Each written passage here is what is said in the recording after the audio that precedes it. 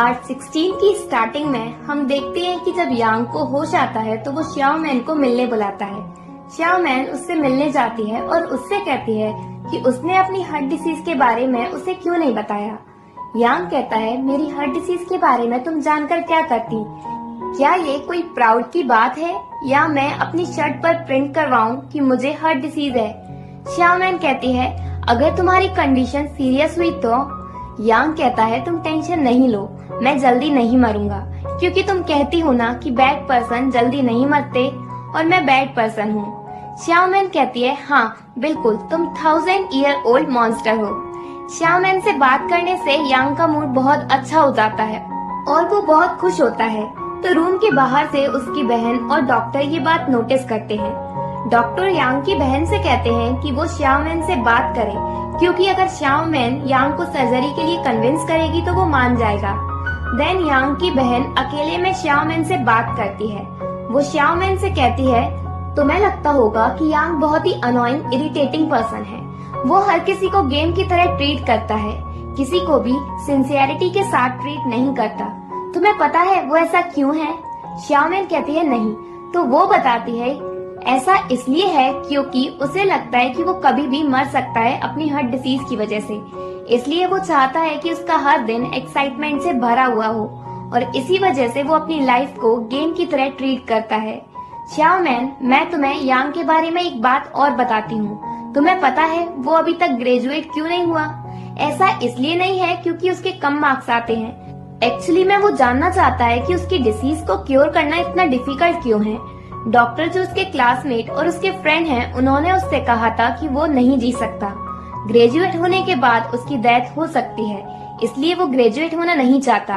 श्याओ man, मैं तुम्हें ये सब इसलिए बता रही हूँ क्योंकि मैं चाहती हूँ कि तुम मेरे लिए कुछ करो। सिर्फ सर्जरी ही एक रास्ता है जिससे यांग जिंदा रह सकता है, पर वो सर्जरी कराने से मना कर रहा है। मुझे नहीं पता क्यों, पर मुझे इतना पता है कि तुम उसे कन्विंस कर सकती हो सर्जरी के लिए।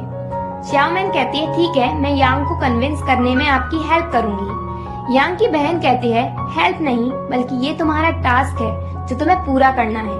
और वन मोर थिंग, तुम जब भी यांग के साथ होगी तुम्हारा बॉयफ्रेंड तुम्हारे साथ नहीं होगा। श्याओ मैन कहती है, क्या? तो यांग की बहन कहती है, तुम्हें मेरी बात माननी पड़ेगी, क्योंकि तुम्हें पता है जो तुम्हारी क्लासमेट की मॉम की सर्जरी हुई थी उसके लिए पे मैंने किया था। वो सारा काम तुम्हारा सिर्फ यांग की वजह से हो पाया था, इसलिए तुम्हें उसको सर्जरी के लिए कन्विंस करना ही पड़ेगा।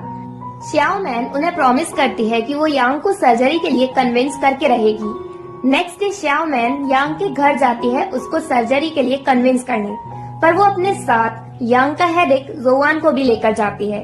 यांग कहता है, श्याओ मैन, मेरी बहन ने तुमसे कहा था कि तुम जोवान को अपने साथ लेकर नहीं आना, पर तुम उसे लेकर क्यों आई? श्याओ मैन कहती है, ठीक है, अगर तुम सर्जरी कराने के लिए मान जाओगे तो मैं जोवान को अपने साथ लेकर नहीं आऊंगी। जोवान भी यांग से प्रॉमिस करता है कि अगर तुम सर्जरी के लिए मान गए तो मैं नेक्स्ट टाइम से नहीं आऊंगा। यांग पूछता है, सच में?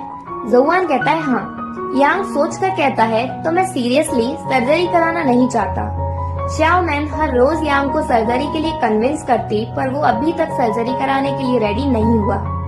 श्याओ मैन के एग्जाम्स आने वाले हैं, पर वो स्टडी पर ध्यान ही नहीं दे पा रही यांग की वजह से।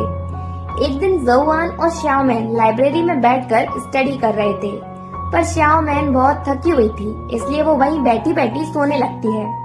जोवान उसकी स्लीपीनेस दूर करने के लिए उसके क्लोज जाता है, जिससे श्याओ मैन जाग जाती है और फिर वो सोती भी नहीं है। लाइब्रेरी के बाद वो दोनों क्लासरूम में जा रहे थे, तभी उन्हें जैन और योला मिलते हैं, जो कि श्याओ मैन से मिलने आए हैं। पर थोड़ी देर पहले उन्होंने जोवान को आनंद के साथ देखा था, इसलिए उन्हें लगा कि जोवान श्याओ मैन को धोखा दे रहा है। तो जैन गुस्से में पूरी बात जाने बिना ही जोवान को हिट कर देता है। श्याओ मैन जैन को रोकती है और सारी बात बताती है। जैन और योला जोवान से माफी मांगते हैं क्योंकि उन्होंने जोवान को गलत समझा। रात के टाइम जोवान को मॉम का कॉल आता है और वो जोवान को कुछ बताती है, जिसे सुनकर वो थोड़ा चौंक जाता है। नेक्स्ट डे आनिंग श्याओ मैन से मिलती है और उससे कहती है, तुम्हें क्या लगता है तुम और जोवान साथ हमेशा रहोगे? श्याओ मैन कहती है, तुम क्या कहना चाहती हो, साफ साफ कहो। आनिंग कहती है, तो इसका मतलब तुम्हें नहीं पता। कोई नहीं, मैं तुम्हें बताती हूँ। मैं और जोवान अमेरिका जा रहे हैं। हम दोनों कुछ ही दिनों में अमेरिका चले जाएंगे और मेरे पेरेंट्स ने ऑलरेडी हमारे रहने के लिए अपार्टमेंट अरेंज कर दिया है। हम दोनों साथ में एक ही अपार्टमेंट में रहेंगे और हम वहाँ साथ में 1 साल तक रहेंगे। तो तुम्हें क्या लगता है कि जब हम दोनों वापस आएंगे तो तुम्हारी रिलेशनशिप उसके साथ सेम रहेगी जैसे अभी है? श्याओमैन को जोवान पर बहुत गुस्सा आता है क्योंकि उसे ये बात आनिंग से पता चली, जोवान से नहीं। तो यही बात थी जिसे सुनकर जोवान चौंक गया था। श्याओमैन ये बात अपनी रूममेट लीना और ल्योदा को बताती है। लीना श्याओमैन से कहती है, मैंने तुमसे कहा था ना सभी बॉयज प्ले बॉय होते हैं और जोवान भी उन्हीं में से एक है। श्याओमैन लीना की बात पर विश्वास नहीं करती क्योंकि इतना सब होने के बाद भी उसे जोवान पर विश्वास है। लीना उससे कहती है, ठीक है, मैं जोवान के बारे में कुछ नहीं कहूंगी, पर फिर भी तुम ध्यान रखना कहीं आनिंग तुमसे जोवान को ना छीन ले। श्याओमैन कहती है, ऐसा नहीं हो सकता। नेक्स्ट डे श्याओमैन गुस्से में जोवान से मिलती है और उससे पूछती है, तुमने मुझे अमेरिका जाने के बारे में पहले क्यों नहीं बताया? जोवान कहता है, मुझे भी कल ही पता चला और मैं अभी भी सोच रहा हूँ कि मैं अमेरिका जाने के लिए हाँ कहूँ या नहीं।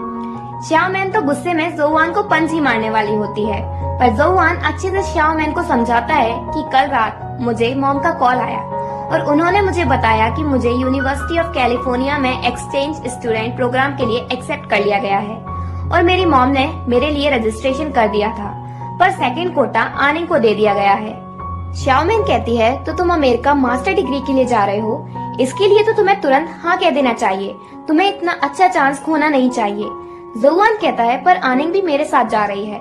श्याओमैन कहती है, तो इसमें गलत क्या है, तुम दोनों स्टडी तो सेपरेटली ही करोगे। जोवान जाने के लिए मान जाता है।